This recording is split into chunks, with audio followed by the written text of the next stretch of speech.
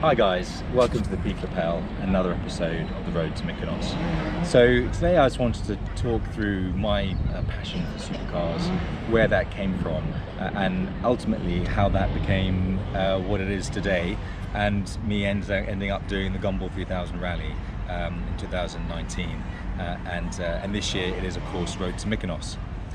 Before we go any further, as is customary, timepiece check, and today I'm wearing an HYT Skull. This is the Skull Green Eye, and one of my favorite pieces. On that, I should say, HYT is of course the brand that's making me a watch to wear on the rally. Some of you may have seen that on my site and on social media. Can't wait for that to finally land. It will be in the next couple of weeks. I'm super excited about it. So back to cars. How did I get into it? I think probably my first realization that I love these kind of cars was from the Cannonball run with Burt Reynolds and Roger Moore all the way back in the 80s.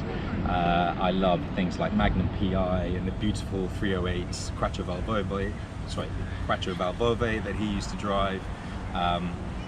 Knight Rider, Kit, of course all the cars from Bond. Especially of course the DB5 and how that evolved to ultimately the Vanquish. We'll leave aside the BMW from GoldenEye. So really it was an evolution. It wasn't something that as a family we were particularly into. My father does enjoy cars, but he's not someone like me who can rabbit on about them for hours and hours, or goes and reads magazines, checks on the internet. He's not like that. So really it was something that was purely my passion and something that I got into myself. So as I grew up, I had this love of cars for a long time. And then it really hit home, I think, in the mid to late 90s. And there's one specific reason for that, and that was actually the Ferrari F355. When I was about sort of 10 years old or so, that's when sort of my passion really started to kick in. And I can remember seeing that car being released, which I think was 94, 95. And that to me was, certainly at that time, the defining look of a supercar. I absolutely loved it. I thought it was totally beautiful, and that was the one that I really wanted to own when I finally was able to buy a classic Ferrari. And it really grew from there. And I think the whole industry now has changed so much since then. So much more choice, so many more manufacturers who are creating incredible cars that you're almost spoiled for choice now. And what it's done is for supercar fans and petrol heads, I suppose, as you might call you and I. It's given us an amazing content, amazing breadth of types of cars, the way that they're made, how that has all changed over the last 10 to 15 years is just incredible.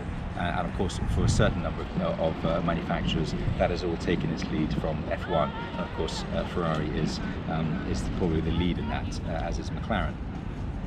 So that's my sort of evolution in terms of how I got into supercars. What was the first car that I bought myself? First car I bought myself was actually a Ford Fiesta, 1.3 injection, 3-door hatchback. Absolutely loved it. I think I paid £3,000 or something like that, and I used it for about 2 years whilst I was teaching in between law school. My first properly sort of quick car, as I should say, was my Johnny Works, mini Johnny Works hatchback, red, black roof, alloy wheels. Absolutely loved that car, so much fun to drive. Then a proper sports car, I would say, was my V8 F-Type. Absolutely loved that car, so much character, just really, the noise was incredible, the way that it felt to drive was just, I think, second to none actually in terms of that price bracket, and in terms of character, really walked all over the Porsche 911. First supercar was a Ferrari, and fortunate enough now to be driving two of them. one a California T and one an F355 Spider. Both very different cars, but both of them at the same time you can feel that the DNA is there, despite the fact that the California T is of course more of a GT car than the F355. That same connection between the driver and the car is still there, and they both fill that purpose really of pure driver enjoyment. They really do nail it.